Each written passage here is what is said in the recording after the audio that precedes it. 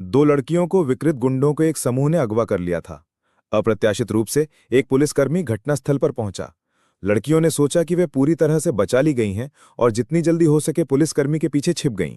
हालांकि वे कभी नहीं सोच सकती थी कि उनके सामने वाला पुलिसकर्मी वास्तव में उनके साथ एक ही समूह में था।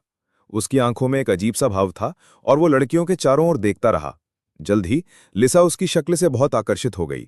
लिसा को एहसास हुआ कि कुछ गड़बड़ है और उसने दया की भीख मांगी, लेकिन ये बेकार था।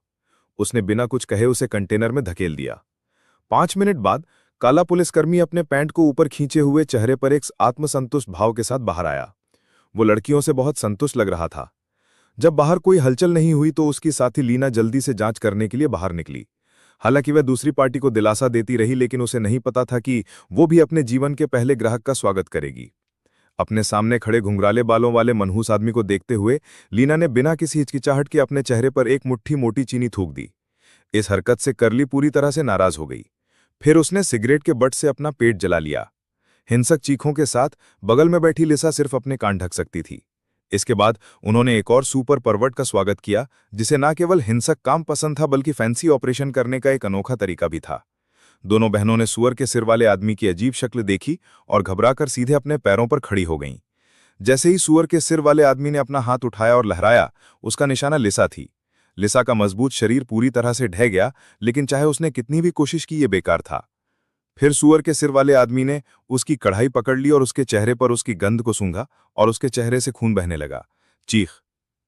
अगले ही सेकंड लिसा को कंटेनर में घसीटा गया और लीना ने बदमाशों के इस समूह से विनती की, लेकिन वे उस पर बिल्कुल भी ध्यान नहीं देना चाहते थे। बस ऐसे ही। जैसे ही कंटेनर का दरवाजा खुला, लीना जांच करने के लिए अंदर भागी और पाया कि लिसा जमीन पर बैठी रो रही थी। अप्रत्याशित रूप से उसे सिर्फ आधे दिन में 2 बदमाशों ने अपवित्र कर दिया और लीना ने उसे दिलासा दिया कि उसे मजबूत बनना सीखना चाहिए और वादा किया कि जैसे ही उसे मौका मिलेगा वह भाग जाएगी।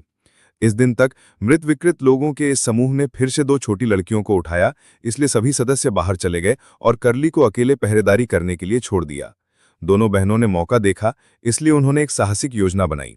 उन्होंने जानबूझकर खुद को गार्ड की बाहों में फेंक दिया। करली इतना मजबूत था कि वह दंग रह गया। अप्रत्याशित रूप से महिला ने वास्तव में खुद को बहलाने की पहल की।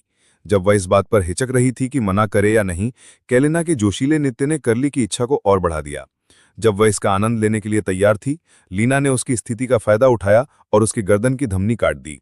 लिसा ने जब यह देखा तो डर गई, लेकिन अब भागना सबसे महत्वपूर्ण बात है, इसलिए वे जल्दी से जंजीरों से मुक्त हो गए। इस समय भ्रष्ट पुलिस, जिसने लिसा का दिल जीत लिया था, यहां पहुंच गई। भ्रष्ट पुलिस ने यह दृश्य देखा तो दंग रह गई।